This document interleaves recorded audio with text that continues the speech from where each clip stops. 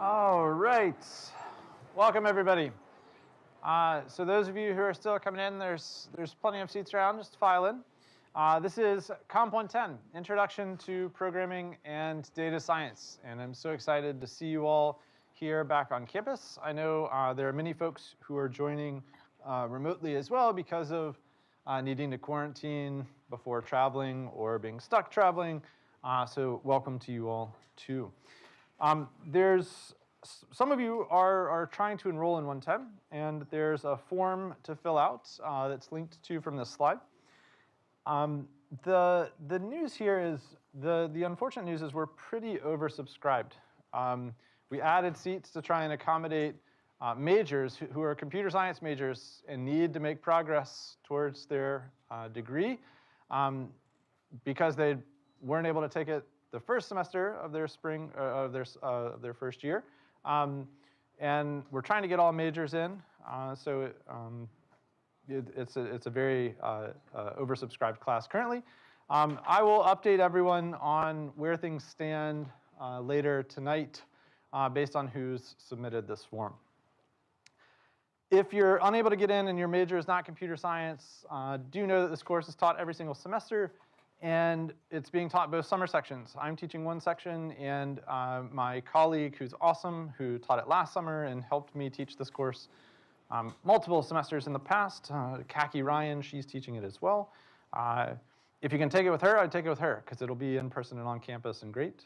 If you need it remote, I'll be teaching it remote second session. 116 also counts for any requirement other than the computer science major that 110 also does, and I think there will be a little bit more turnover there, so you may consider that as an alternative. So today, our high-level goals are just to talk a little bit about what this course is about, talk about whether or not you're in the right course, give you a sense of what the instructional and workload expectations are. We'll get into just a little bit of high-level theoretical computer science, and then tell you a little bit about what to be doing in order to prepare for the semester ahead. Helps to know who it is that you're working with. So I'm Chris. You can call me Chris. We're pretty informal in the computer science department. I'm from North Carolina originally. I was born in the Charlotte area. I spent my middle school years in the Concord area, and then for high school moved to Rutherfordton, North Carolina, home of the Hilltoppers, which is a small town between Charlotte and Asheville, near Lake Lure and Chimney Rock, if you've ever been there. For university, I came here and got my undergraduate degree in computer science from this department, and loved my time here. Had a great 4 years. Still am close friends with many of the people that I met while I was here. After UNC, I went to Brown University in Rhode Island for my graduate work. Realized that it gets colder and darker in the winters way too early, and so I came back to the Chapel Hill area, Carborough more specifically. Did a startup company there with some friends that I made while I was at UNC. We primarily did application development for other organizations. If you've used the CDS website that tells you what's currently open or what's being served at Lenore or Rams, I made that a number of years ago. And I've since, for the past 6.5 years, been teaching here as my primary focus. I'm still building things. You'll see some the software that we use this semester, Course.Care, is something I've been working on lately. And so I'm still actively engaged in software engineering. You're probably wondering, how is it that I am going to be able to support 700 of you? And hopefully you figured out, and I've maybe heard from some friends, that the undergraduate teaching assistant team that we have serving this course is the real MVPs of COMP110. So here you're looking at just the screenshots of everyone who's returning from last semester to this semester. In addition to these folks, we've got 16 new members coming on board for a total of 59 peer undergraduate teaching assistants who will be supporting you this semester. And I want to give you a chance to meet one in particular. So Madison, if you'll come up. And I don't think if any other UTAs are here coming up. Most of them are shopping, and we'll have more in class soon. But just tell us a little bit about your background. Did you take COMP110? What majors have you gone through? What have you done recently in your summers? And yeah. Hi.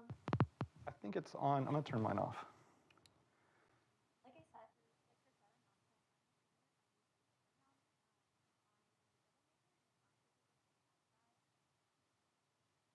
Okay. Let's just trade this off, sorry.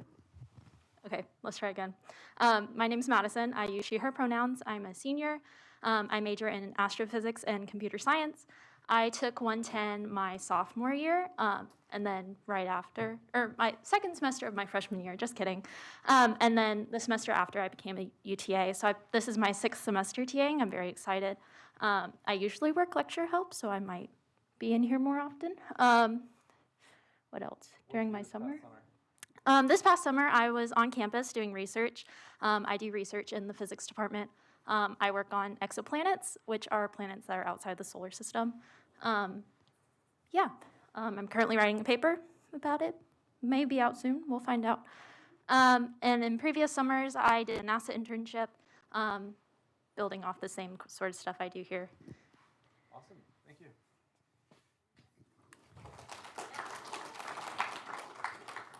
So you will also hear from and be working with a number of these other folks. And Madison, if you would prefer to go about your day, don't feel like you have to stay around. We'll have a number of other UTAs working in here with you during lecture. In addition, you'll hear me talk a little bit more about what they do otherwise in just a second. But this course would fundamentally be impossible without them, right?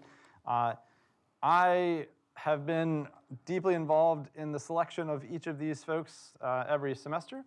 They've all come up through 110, so they were at one point in their Carolina career sitting in a very similar seat to you.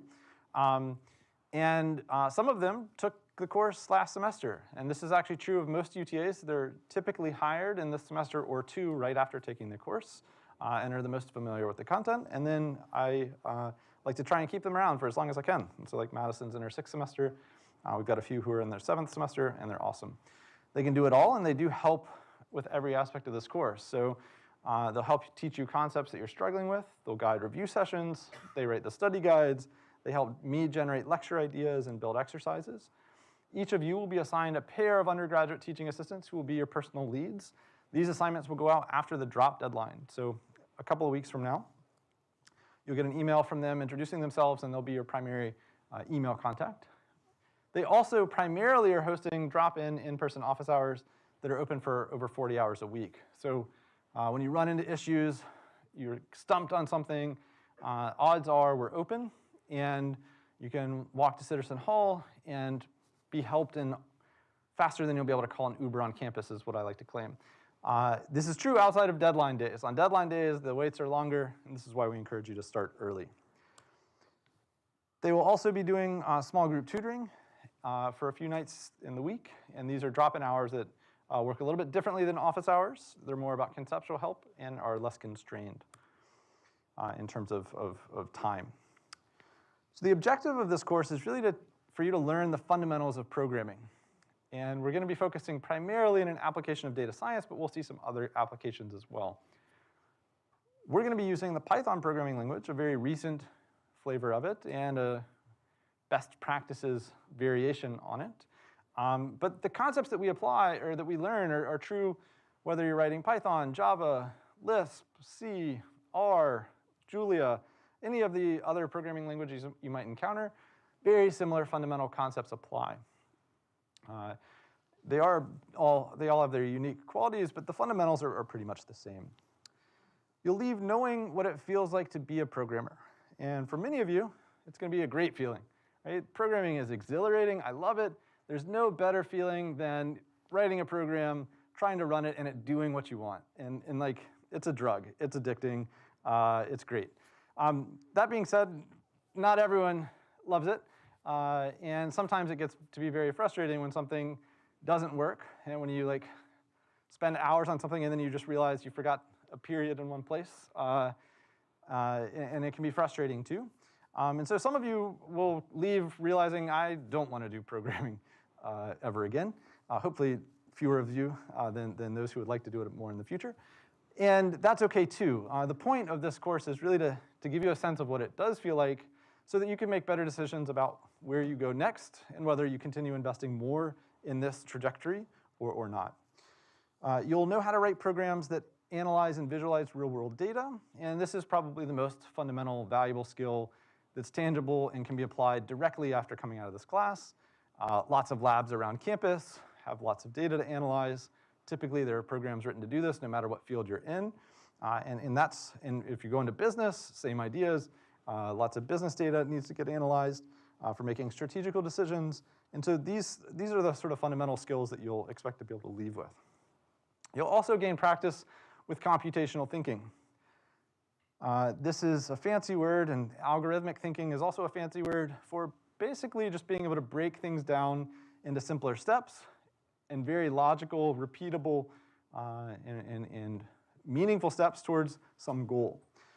We'll talk more about computational thinking and algorithms as we get more into the semester. Similarly, computer science is often described as being all about the idea of abstraction. And abstraction is being able to think about problems at varying levels of complexity and not getting too hung up on the details in some senses, and in other senses, being able to zoom in and focus very intently on the details because the details will matter. An example of this that I like to give is when you were, how many of you, by show of hands, struggled to tie your shoes growing up at some point in your life? Just about everybody, right? And you're like talking through the steps, like, okay, make that bunny ear, wrap it around, and like the steps, like the ordering matters, and you're stumbling through them, and you're thinking through them very intently. Like that's a very low level of abstraction where you're thinking about the steps that you need to take directly. But after you've kind of mastered some concept, you think, oh, I need to tie my shoes, and you're not like thinking through it quite as intently as you needed to in your earlier years. In programming, there's a very similar sense of, like sometimes the first time you solve a problem, you think very deeply about what are the exact steps that I need to take to solve it. And once you have that solution, you can think, oh, now I don't need to worry about those individual steps. I can think about just that action as an abstract idea and carry it out. You'll understand what computer science and responsible computing are all about. So this semester we'll also be taking a look at the ethics in computing and doing some readings of what's going on in industry and the world at large. I think we've seen, and we can all appreciate that technology has improved our lives in many ways. Arguably, there are ways that has made it worse too, and there are costs to some of the innovations that we've made. And thinking about these things and grappling with them is important for being sure that we're making progress in the right direction in the future. So I think it helps to learn a little bit about who else is in this course. And what I like to do in terms of getting to know each other, just at a broad picture of like what is the makeup of our audience, is something called an up-down. And so let me describe what this is before I ask you to do anything. In a moment, I will call out some affinity group. And if you identify as being a part of that affinity group, I'll ask you to stand up, and we'll all clap for you, right? But nobody stand up yet. Just be ready to stand up. And I'm going to switch the view over for the folks who are joining online to one part of the room.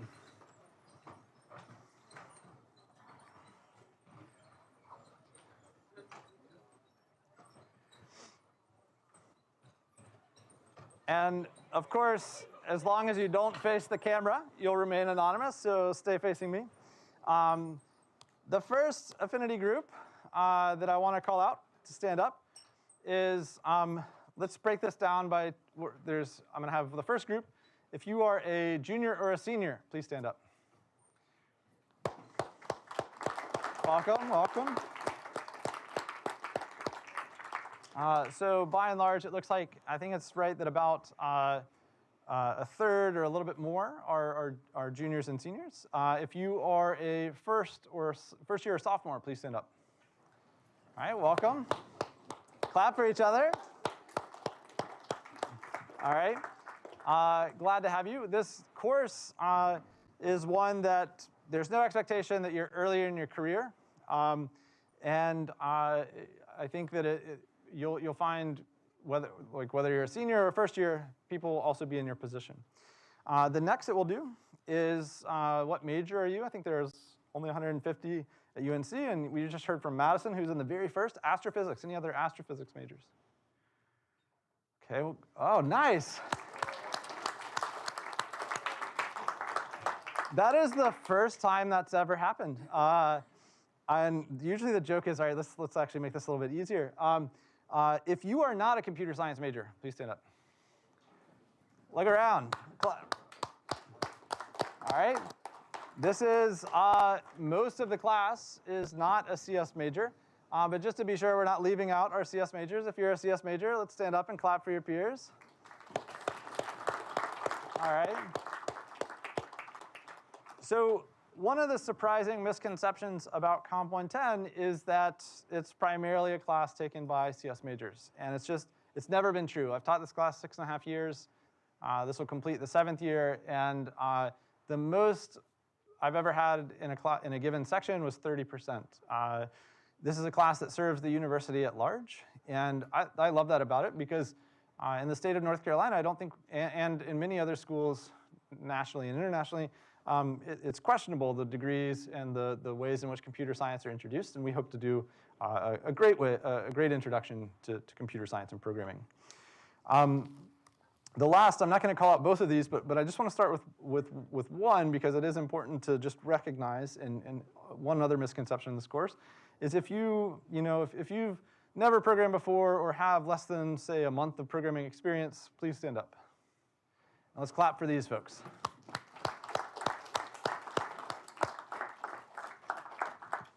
This is also true that most students who take COMP110 have never programmed before, and 0 prior programming experience is expected.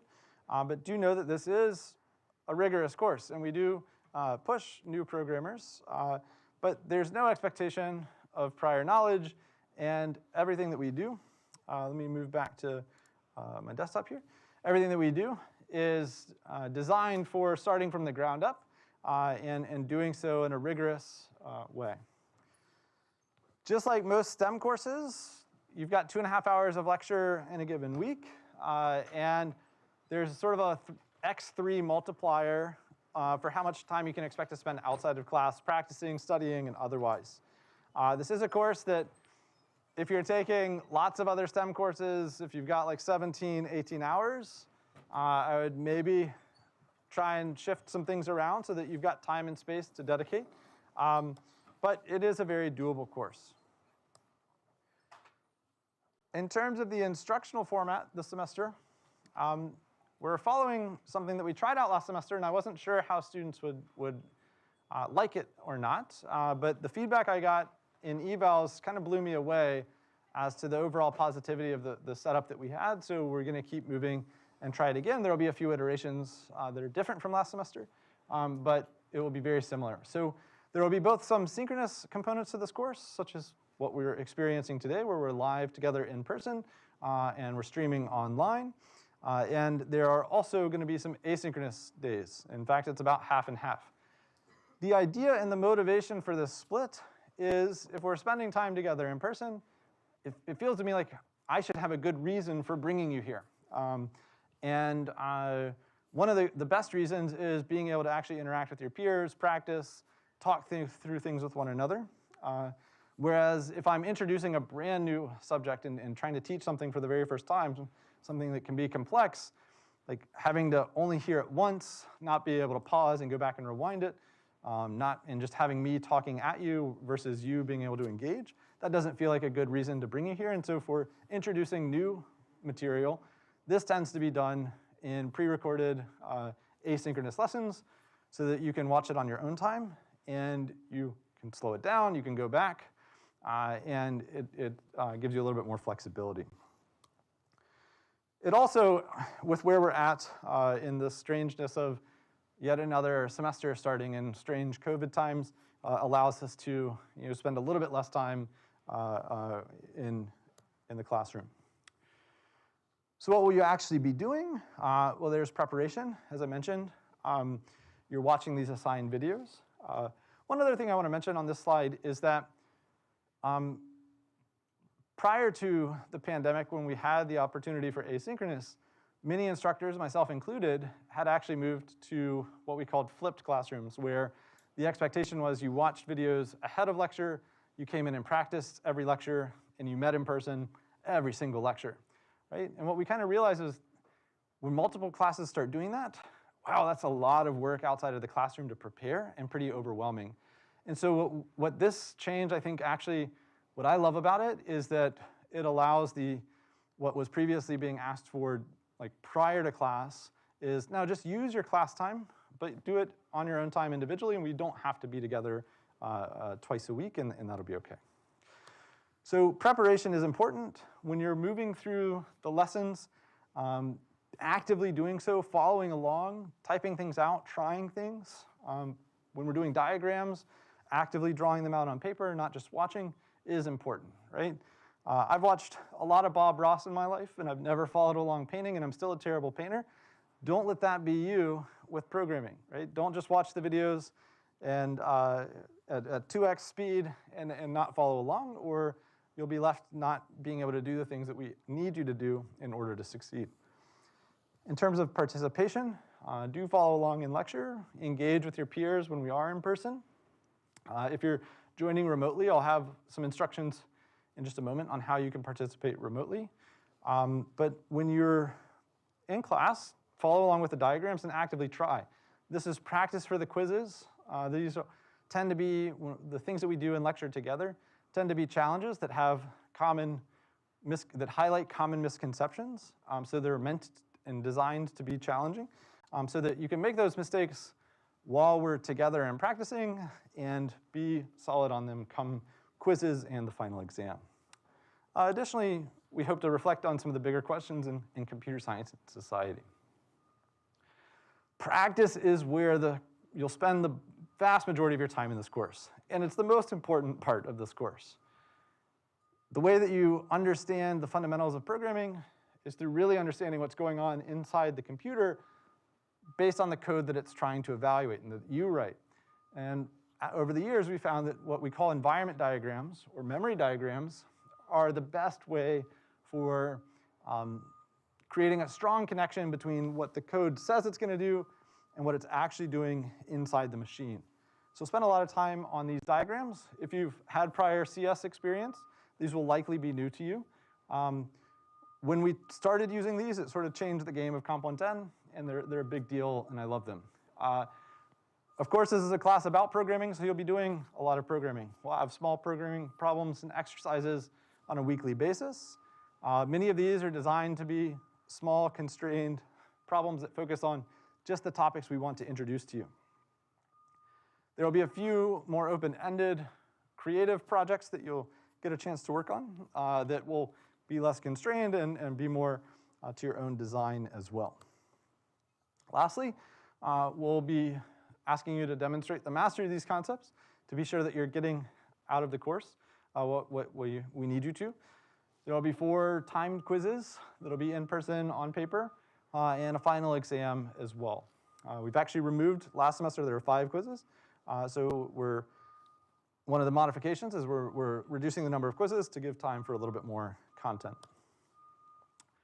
The quiz dates are the most important days to be available synchronously in person, and that's how we require you to take it. If you have ARS accommodations, you can go ahead and set up these quizzes to be taken during the time slot down in SAS B, and same with the final. The final exam in this course is a common hour exam, meaning both sections will take it at the same time. I don't actually know the rooms for these yet because both sections are taught in this room, so one of the 2 sections will be in another room. We'll figure out those details when they're more important. For policies on quiz absences and all that, I'm just going to defer to the syllabus here. For lecture, especially while we're remote, and at the start of the semester, one way to participate as a remote participant is through Course.Care, which is a website that we use for managing office hours and for live Q&A. So the folks who are in lecture today, don't worry about this, but those who are joining remotely, if you already have your Course.Care account set up, you can go to the COMP110 course page and then join discussion for lecture Q&A, and there will be a chance to drop some responses in chat. This is effectively our replacement for Zoom chat so that we don't have to have everyone in lecture with Zoom open in order to chat back and forth. So I've been talking at you for a while now. I want to turn it to you all to reflect on a question. how do you believe programming will be valuable towards achieving your personal goals? And I want to encourage you not to take the easy answer here, which is it satisfies some graduation requirement for me. Try and reflect a little, and that's a totally fine reason to be here, but I'm gonna push you to try and reflect a little bit more than that. Another way of framing this question is, why are you in this course? And so I'll ask you to think on this for a moment, and for those of you who are in chat, just think on this, and you can type the response that you're thinking into the chat box, and then in another couple minutes, and then discuss it with your neighbors. Again, this is our first time meeting, so introduce yourself to your neighbors. If you know your neighbor, turn to the person behind you and get to know each other. Discuss, and then we'll come back in another 3 or 4 minutes to share together. So go ahead and take it away.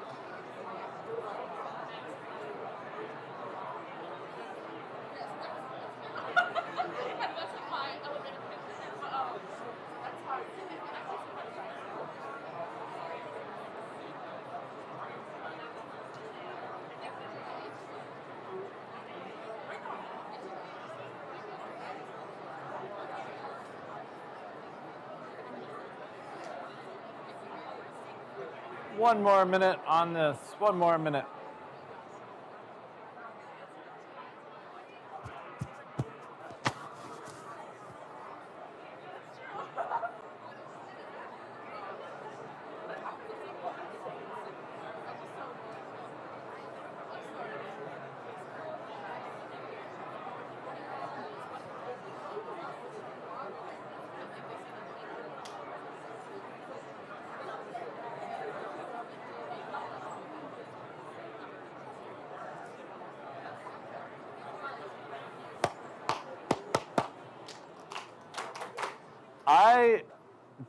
I still don't understand the brainwashing mechanisms that went into you as young children that made that still possible in a college classroom. But I love that it works. Something for you neuroscientists to study and figure out. Um, glad to hear the lively conversation. I think one of the things that was so sad to me over the previous year teaching 110 was like not being able to hear people interacting and jumping into breakout rooms that you're not sure if people are actually alive in breakout rooms sometimes. And it's so good to hear everyone here and excited to be back. So what I want to do real quick is take an answer or something that you all discussed from this corner of the room. If you want to share what your partner shared, don't throw them under the bus and say this is my partner's response, but if you'd rather share something they said, that'd be fine. But let's hear it from somewhere up here. What brings you to 110? What are you hoping to get out of this course? All right, we've got one up in front. And let's try this with this mic again. I'm going to stand back and see if that works.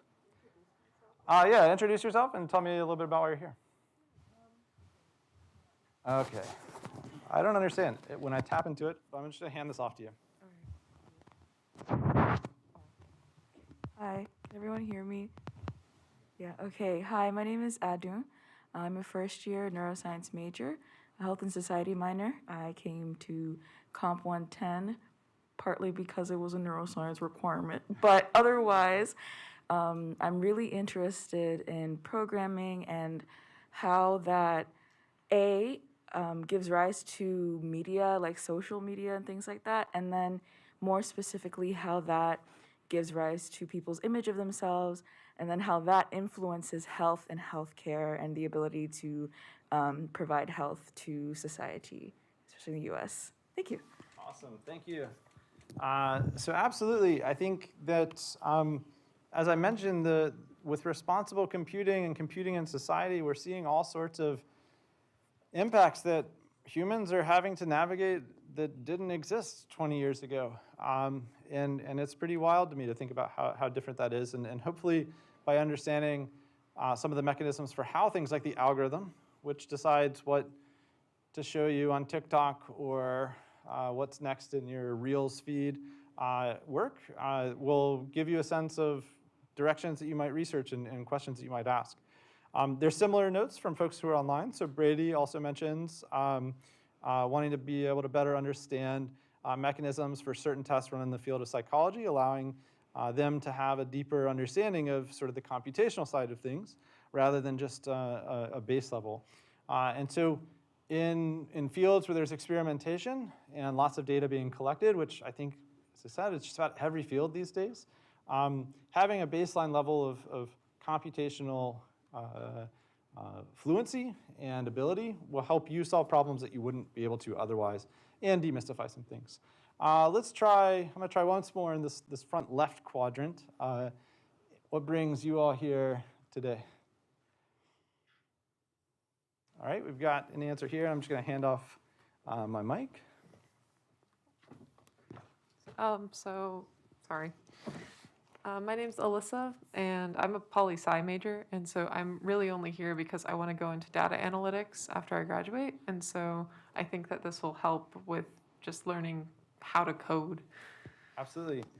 Yeah, data analytics and the data science minor are things that are coming online, and in many fields, a lot of the graduate work, once you have your undergraduate degree in political science, I think is one of these, there are, it's your field, but more analytically driven. And absolutely the hope of this class is to establish a baseline that will prepare you for going into more programming work.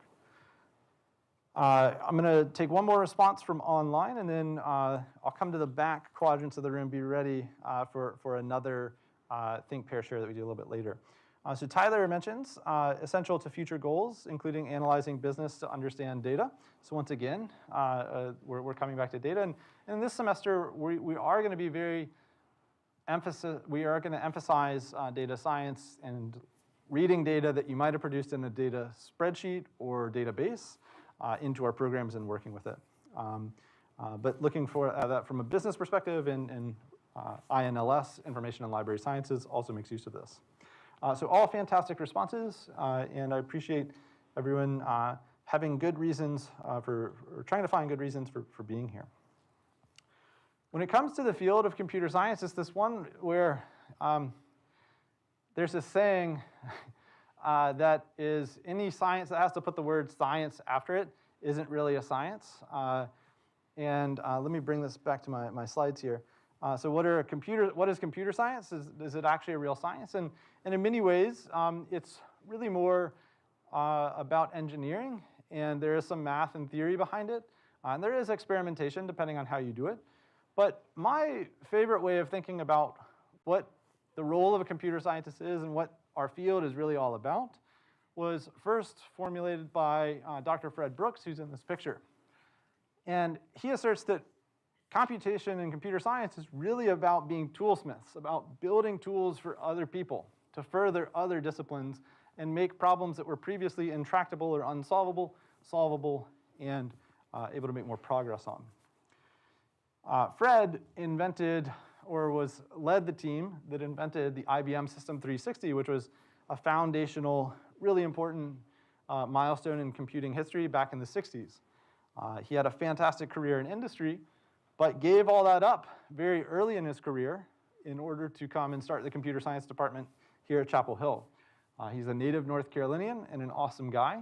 He's retired, but still active in our faculty meetings remotely.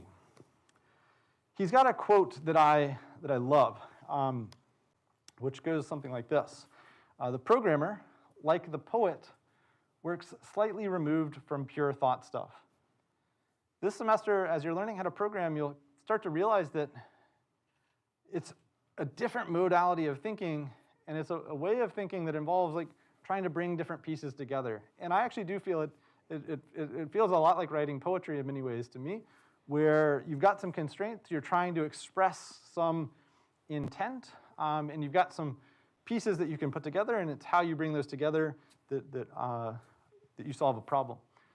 But you are working primarily in your head, and if this is your very first programming class, as it is for most of you, if you focus and spend enough consistent time, like just writing code some nights, such that you kind of fall asleep in the process of doing it, one of the things that you might experience is you might dream in code. And I haven't done this in years because I think it only happens to beginners. But if you have a dream where you dream in code, please let me know. It's one of the most exciting things to hear in the semester. And it's a really weird, cool, bizarre experience to have a dream in a programming language. She builds castles in the air, from air, creating by exertion of the imagination. When we're working with software, the ability for us to build things in structures that are unimaginable to build in the real physical world is possible. We can write programs this semester that set up data structures with more elements in them than there are humans on this planet. Things that, if you tried to build a skyscraper, it takes a much bigger effort, and there's physical labor involved. Whereas when we can write a program and formulate it to do work on our behalf, it's our imagination that's driving what's possible, and it's the primary, the limitation of it, where we're limited by what we can imagine and the techniques we have towards getting there. Few media of creation are so flexible, so easy to polish and rework, so readily capable. In many other fields, especially in engineering fields, if you go into civil engineering and you're building bridges, you might design a bridge and see it come to reality 10 years later, right? Or years later. Same with skyscrapers. If you are inventing new medicines, I think the fastest that we've ever been able to produce a medicine, thanks to all of the research, like multiple decades of research that came before it, was the vaccine, and we're still kind of waiting for that vaccine to be approved for 6-month-olds to 5-year-olds, right? And all of us were waiting some amount of time before it was available to us. Whereas the program, if you have an idea, you can get it online and out into the real world in an afternoon. And it's very exciting to work with a medium that doesn't require a lot of heavy, expensive equipment or materials in order to make progress and experiment with it. Again, this is a quote of Fred Brooks. I like to think of him as the baller and OG of the CS department. The CS department is Sitterson Hall and Brooks Hall, named after Fred. The story I love about Fred and why he's such a baller is he's like the nicest guy you'll ever meet. very humble, but we would have faculty meetings where he's sitting in a faculty meeting in a building named after him, and like on the wall behind him, a few rows back, it's like his bust is a marble statue, and it's like it doesn't get more baller than that. Another quote I love from someone else, humans are allergic to change. They love to say, we've always done it this way. I try to fight that. That's why I have a clock on my wall that runs counterclockwise. And this is a quote from Dr. Grace Hopper. She is one of the pioneers in computing. She invented one of the most important first programming languages. And this sort of ethos, this mentality of trying to approach problems from different perspectives, not doing things the way that they're always done, is sort of in the DNA of computer science. And to that end, it's in the DNA of how we try and design our course. There are things we're trying that are new this semester, but we do love feedback throughout the way. I'll show you in just a moment the course site, but I do welcome feedback on all aspects of the course. So if my mic's too quiet or this mic isn't working for whatever reasons, to suggestions on how to improve videos, happy to hear them. There's a feedback form on every single page of our course site. I'll show you that in just a moment. But please do give me and the team feedback while we have time to act on it. I'd much rather hear things early, where they have time to impact you, than at the very end of the semester where it's not going to help you out any, but hopefully it helps out people in the next and future semesters. I'll also take class-wide feedback through the semester at certain points, so you'll be having some surveys later on in the semester. So the course page is 22s.comp110.com, which hopefully you all have maybe seen. Oh, I've already given away the best part of the website. The best innovation we made last semester to this course was dark mode on the course site. It's way better. The course site has a number of things I want to talk about. Let me make this, try and zoom in here. The itinerary has what's sort of going on right now, as well as once we made some progress through the semester, it'll have a history of everything that we did before, hopefully organized in the best way we can. Typically for in-person meetings, I'll also have the slides linked to from the itinerary before class begins. I don't for this lecture, but I will for future ones.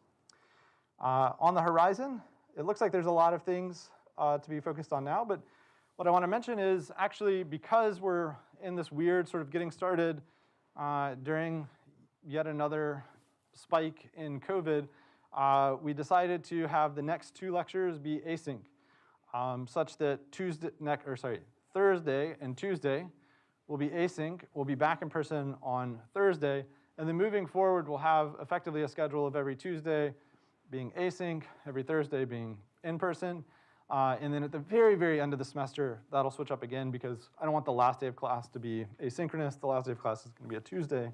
We'll be together for that class. In resources, you'll find the syllabus as well as what you need to move through in order to get your computer set up. I'll come back and talk about that more in just a bit.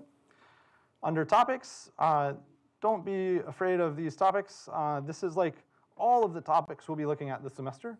So we'll be moving through all this as the course goes on. But it's good reference if you want to go back and remind yourself on something we learned a few weeks ago. Coming back to the topics page, this was written by myself and primarily actually by the UTAs. I only plugged in a few places.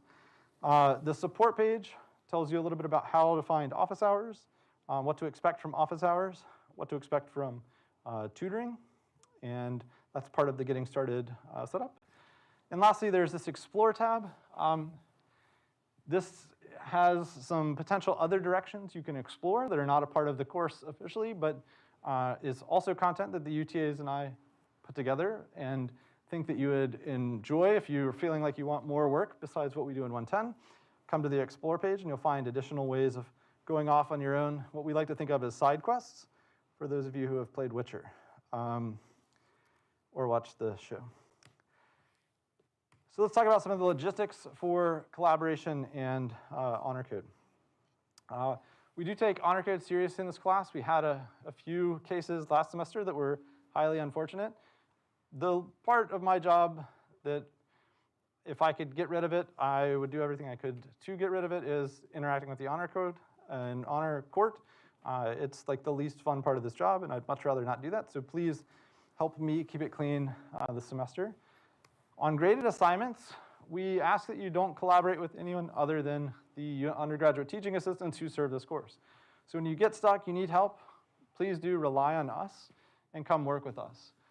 The reason we discourage collaboration in this course among peers is in the past we found that it winds up actually helping the person who knows more learn more, because you learn in the process of trying to teach something, than the person who is less comfortable in receiving the help.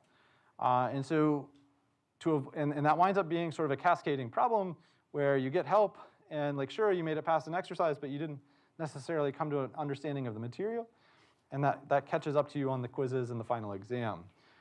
So when we talk about these policies, we're really trying to design the course and set you up for success individually. What is collaboration? So please don't post screenshots to GroupMe or any other communication channel. Don't just share screens with somebody via Zoom or look at or share screens in person. Don't read off line by line what's going on in your code. Big concepts and general ideas, it's totally fine to talk about. But when it comes to assignments that are handed in for grades, we want to see what you're individually capable of and ask you to go through the struggle of being comfortable mastering these concepts. Try not to copy, or actually do not copy or share code from Stack Overflow, Chegg, GitHub, Course Hero. We've got software that's built into Gradescope. You can look at the information that Gradescope provides publicly about this software that's been developed over the past 30 years by computer scientists to detect excessive collaboration on assignments. And yeah. Also, don't post asking for help in GroupMe or God forbid Yik Yak or wherever. Just come work with us in office hours. Like I said, we've got 40 hours plus of availability, and we're here for you. This is a practiced hard skill, right? It's like playing an instrument, painting, writing cursive letters, dancing, quilting, anything that requires practice in order to achieve proficiency at it. That's what this course is all about. So it's pretty different from many other courses where you're learning just a body of knowledge and ideas and facts and wrangling with bringing them together and assimilating new knowledge and information. This is about building a skill. And there aren't a great deal of concepts, but the way that they fit together is particularly interesting and takes a lot of practice in order to become comfortable with. So just like playing guitar, you're going to get better by practicing more. When you're learning a new concept, I would encourage you to take the idea that you've just learned and try and make something on your own with it. Or when we work on a program together, extend it and modify it and play around with it. Have fun with it. Nothing that we do in this course, nothing that you do is going to hurt your computer in any way. You're totally fine to experiment and tinker. We really want you to succeed in learning how to program. I would love for all of you to decide, you know what, I've developed an unabiding love and passion for computer science, and this has changed my life trajectory. I'm going to go do this. I know that's not a realistic outcome of this course. For some of you, it will be. But nevertheless, for all of you, we want you to succeed. Nothing would make me happier than having 700 new programmers come May. So we structure what we do, trying to help set you up for success. Part of that is the struggle. As I mentioned, this is weird and different from anything that you've done before. It's going to feel like a struggle at times. There are times when what you try will work, and it's fantastic and great. There are other times where you'll spend 2-3 hours trying things, not seeing what's going wrong, and then you realize, oh, you had an I in the wrong place. It should have been a J. And it feels totally frustrating, and yeah. This is normal. This is part of the process. Everyone goes through the struggle. If you feel like you're struggling at certain points, you're probably doing it right. Do keep this, it shouldn't feel terrible, but it will be a struggle to learn a new skill like this. The best way to get past the struggle is to understand that what you're trying to do is come to your own individual internal understanding, independent of friends in the course. And the way that we will work with you in office hours and in tutoring, and the way that we design what we ask you to do is all to try and help you succeed in this way. When it comes to working on programming exercises and projects, I'm actually going to come back to this slide later because I moved through it very quickly in the previous section. But the number one key is just to start early, right? This is not a class where you can start the assignment hours before a deadline and expect good results, right? So starting early is the key. I'll talk about these other things in the future, and auto grading as well. Because I want to get to a little bit more about actual computer science content today. So the fundamental pattern that you'll see throughout the semester and in computer science broadly, and actually in many other fields too, is this idea that we start with some inputs, right? Often in our program, we think of inputs as data or the buttons that someone's pressing, right? Those inputs are fed into an algorithm of some sort. Like maybe our data is trying to calculate the probability of a credit card transaction being fraudulent or not. And there's some result, which is whether or not to grant a credit card transaction as valid or to block it and say, hey, it looks like someone may have made a fraudulent charge on your credit card and to lock down your account, right? Or if you're on a phone and you use something like Google Lens, which is an awesome tool that if you told me it would exist 20 years ago, I wouldn't have believed you, where you take a picture of anything and it can tell you a lot about what's in it, or the ability to search in like your Google Photos or iPhotos by keywords of what's in your photos, and you didn't tag those things. There's interesting algorithms that are going into these inputs, or that are taking those inputs and producing a result. These algorithms tend to operate within some environment, right? Where that environment might influence the algorithm in some way. Another example is, say, a Snapchat filter, where your input is your camera, and the algorithm is trying to augment your photo in some way. Like maybe it's trying to guess your age or something like that. But another way that the environment can impact your photos on Snapchat or on Instagram is when you're swiping through possible filters or annotating them, like it knows where you are in the world and what the current weather is and what the time is. And those are things that weren't a part of the initial input. They're more about the environment. And then what are the effects on the environment? And this is the question that we had up front of what is the effect of some of these algorithms? The point is like to produce this picture, but what else is it doing on our environment and people's self-image and questions like that? And so one of the things that I think computer scientists didn't do a great job historically, and now that our field and programming and social networks and others components have grown so ubiquitous, is thinking more about some of these impacts that our algorithms have on the environment and the responsible computing questions we need to be asking, and we'll be thinking about that in this course. So some of what I just said, and it's just notes on the slides, I'll post these slides to the course site after lecture, is just sort of breaking down. These are just notes of what I just mentioned. I didn't stop to say that an algorithm is a series of steps, and we'll get some more practice thinking about that with my next example. I'm going to jump to one example here, and then I'm going to turn it to you for just a moment.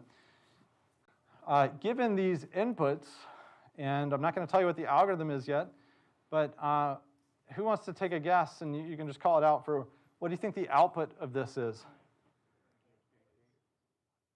I think I may have heard it over here. Biscuits, yes, it could also be pancakes. But we're in North Carolina, so these aren't just going to be any kind of biscuits, but Southern biscuits specifically. Yeah, pancakes, potentially bread or cookies. But yeah, Southern biscuits. And so one of the ways that we like to think about algorithms is as a recipe, right?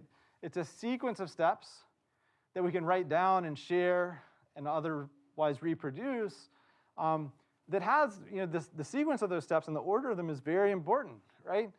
You don't want to, like, before mixing the ingredients, you don't want to bake them. Right? That's not going to help you out.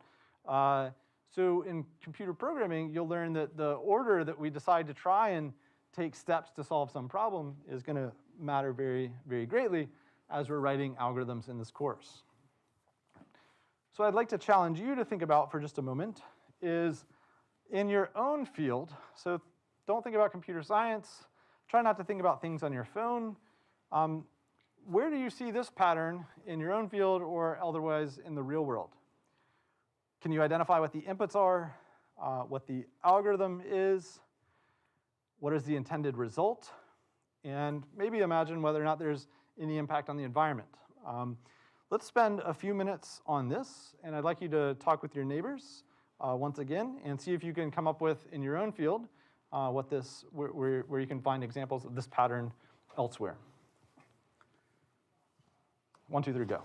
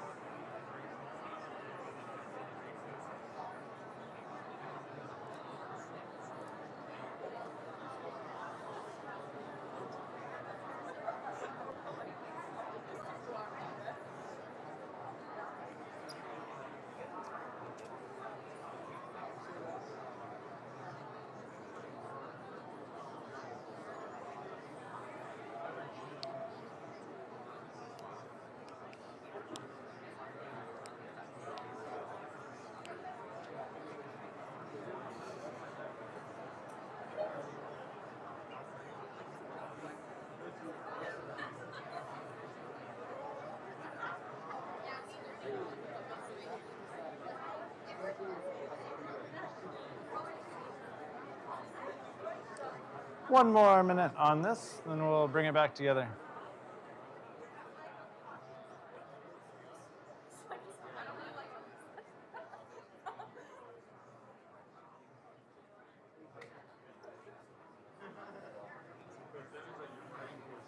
All right, sounds like we're getting close to the conclusion of some of these conversations. I'm gonna bring it back to this back right quadrant of the room. What idea of this process came up for you all in your field or otherwise? This is a safe space. Okay, we've got a volunteer here. Let me try and get past you all. One thing I'm going to mention in the future is when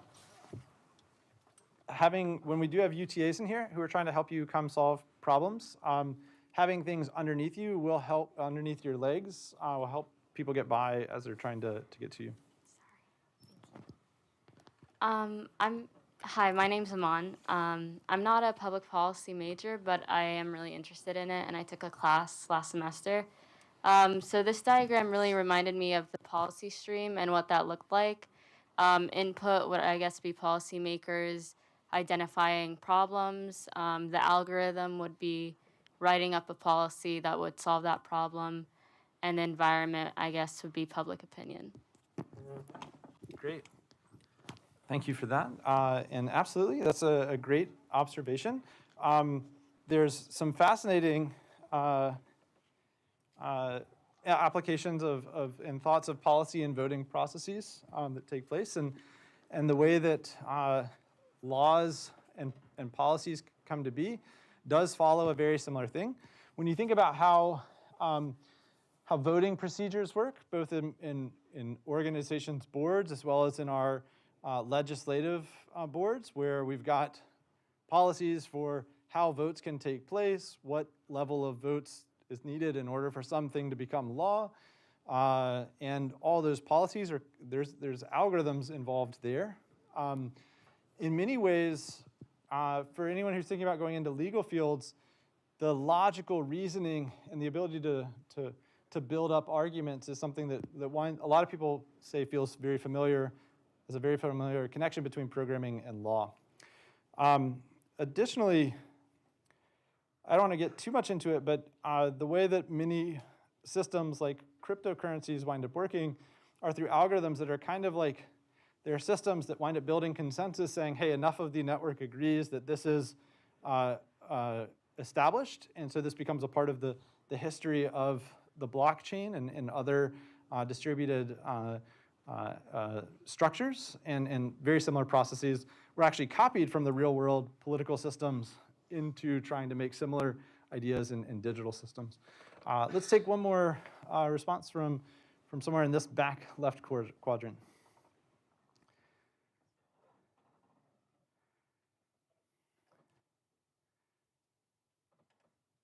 I've developed a skill of being able to stand awkwardly for very long periods of time, and I'm applying it. Oh, yes, thank you for pointing it out. So yeah, introduce yourself and tell me what came to mind for you. All right, cool. Hello, everybody. My name is Stephanie. I'm an environmental science major, so I was thinking about kind of just the scientific process. And so a lot of times there's like a problem or previous research, and then there's, at the end of the results section, there usually be like later questions. And so research will build off of that. So those could be the input, those other research questions. And then the algorithm would be writing a proposal and a grant for funding. And then the result would be kind of questions to those original hypotheses and then potential other questions. Awesome. Yeah, there's many parts of the scientific and research process that you could think of following these steps. And I love, I think that a natural assumption is thinking about, okay, well, let's go gather this data to do this research that's based on those questions. But there is this whole process that exists before research is done that's trying to imagine, well, what can we do next in order to get the funding and the support and to pursue that? And so that's the first time I've heard that proposal at the start of 110. Love to hear that. And let me just take one. So one that I liked online, Wolf put forth art.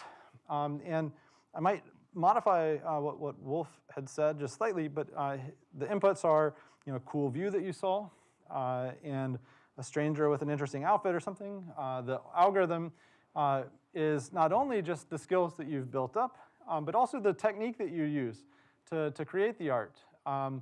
And so you can have different inputs, or you can have the same inputs, right? A pencil, the same artist, and the same subject matter, but the technique that artist puts forth in trying to capture and illustrate some piece of art can dramatically impact the output and the outcome of it. And the environment that you're working with, whether it's the program that you're in, Adobe Illustrator, Paint, you get very different outcomes if you're using Microsoft Paint, or on a sketchbook, also has impacts. All fantastic answers. So thank you for putting those forth. One more that has come up in the past is Tinder, and it's an app where there's inputs that are profiles, swipes, and a location. And there's this algorithm that's part of the, if two people match or swipe right, then there's a match. And this idea that there's if statements and conditionals is very specific, and we'll learn very soon how to write programs that involve conditional statements. And what's the outcome of Tinder? Eternal love that results in marriage and children, right? So just one more example of the fundamental pattern out in the real world. So moving towards thinking about what's next and what do you need to be focused on for the days ahead and to start succeeding in the course. So the big thing right now is to familiarize yourself with the syllabus and the support page, know how to get support. There's an open grade scope question that you can respond to that's just checking understanding of the syllabus, and try and get that in by tomorrow night. You're all automatically added to Gradescope under the email address that's your official Sakai email address. So if you log into Sakai, go to your profile and look at what is my official Sakai email, that'll be the one that you can access Gradescope through, and you'll automatically be set up for that. Additionally, there's some instructions for updating your computer's operating system and for installing required course software. These are a set of steps that can feel like a lot of just following along. A similar set of steps applies whether you're starting to try and program in any other programming language though, so this is a valuable experience to move through. This is how you would set up a computer for working on a new programming language. I encourage you to get moving on that, tonight, tomorrow, and Thursday, because we're going to have an open house on Thursday and Friday in the afternoons from 12 to 5 p.m. where you can come down to Sitterson Hall, and we'll have 6 or 7 people staffed at all hours who can help if you get stuck on something, right? So it's important to try and get set up before Thursday or Friday because we have a holiday weekend coming up. It's the Martin Luther King Jr. holiday, and we have a 3-day weekend, so you won't be able to get help again until Tuesday, right? So please do come on Thursday or Friday and try to get your computer set up before then. Next week on Tuesday, we'll start office hours. And I want to just give you a quick sense of what this process looks like.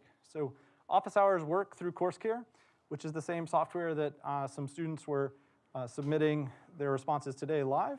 As I mentioned, this is a system that I built and for the purposes of running 110. And so when you come in to office hours, you'll see that there's, on the 110 homepage, we're open, and you'll click check in. You will see how many people are currently queued and how many people are waiting or are currently being helped. And you can request an appointment. It's all first come, first serve. You'll respond with whether or not you're here for assignment help or for conceptual questions. Check one or the other. On assignment help, you'll be asked, what are you currently working on? What have you tried in English? What concepts do you need to solve this problem? And why do you think it hasn't worked? These questions we really want you to engage with because they will help prepare to make your office hours appointment more effective, right? You'll be able to communicate and make the most use of your time with the TA. And sometimes you'll actually solve your problem in thinking through these. If you just copy and paste the word help 1,000 times in this or SOS, we'll probably cancel your ticket and move on to the next student until you've responded accurately to this. So please do take time to fill this in accurately with where you're at. You'll see that you've made the appointment request, and depending on how many people are in front of you, there might be a countdown. If I'm calling you into office hours, you would see my face pop up. We would ask you to come into Sitterson 008. And so just be ready in the lobby of Sitterson to come in to work with us. We'll work with you. There tends to be, on assignment help, we tend to limit interactions to about 15 minutes because we want to be sure that we can help you with the question you're on, but turn it back over to you to keep working to develop your individual mastery of the concept. We have a goal this spring. You'll notice, actually on the stream, I've been writing 21 in fall, and I've been making that mistake in a number of places. But we have a goal of positive vibes. The past 22 months, that's how long we've been in this, haven't necessarily been the most optimistic or the highest energy. And I know we're in a strange period right now with not knowing necessarily how the next few weeks are going to go. But I'm nevertheless optimistic about this semester on the whole. I think as the weather starts getting nice, it's going to be a great vibe on campus. And I encourage you to bring the most positive, excited vibes you can to the course. The TAs and I are going to do that as well. That being said, I know that sometimes there are frustrating experiences that might happen. And maybe I've frustrated you in some way, or a TA has, or there's something that you feel is off about an assignment that we put out. If you have a grievance, the best way to be heard is to submit it to the grievances form, which is also on the bottom of every page. The difference between feedback and a grievance is feedback is like, hey, here's something that I think you should try doing better or thinking about. And a grievance is like, I'm mad at you, Chris. Or I had a bad experience with a TA. Or, it's very rare, but it's there if you need it. And the reason it's there is a few semesters ago, we saw people sort of spiraling in GroupMe with like just sort of grieving about things in a space that wasn't actually helping them, the problems be solved. And I'd rather those things come to me so that I can engage with you directly and try to resolve them. And we'll all be happier for it. And it won't put your friends in a weird position either. So please, if you have grievances, at the end of the day, they fall on me, so let me know about it. All right. If you want to connect on social media, there are a number of platforms I'm happy to. For those of you joining on YouTube or as you're watching videos, please like and subscribe. Ring the bell if you want. We'll be putting out videos through the semester.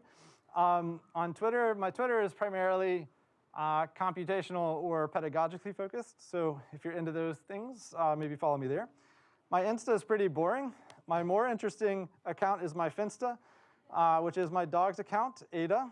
And if you want to connect on LinkedIn for majors, I'd be happy to connect with you there. That's all we've got for today. I'm looking forward to an awesome semester with you all. And good luck with your first week of class getting started.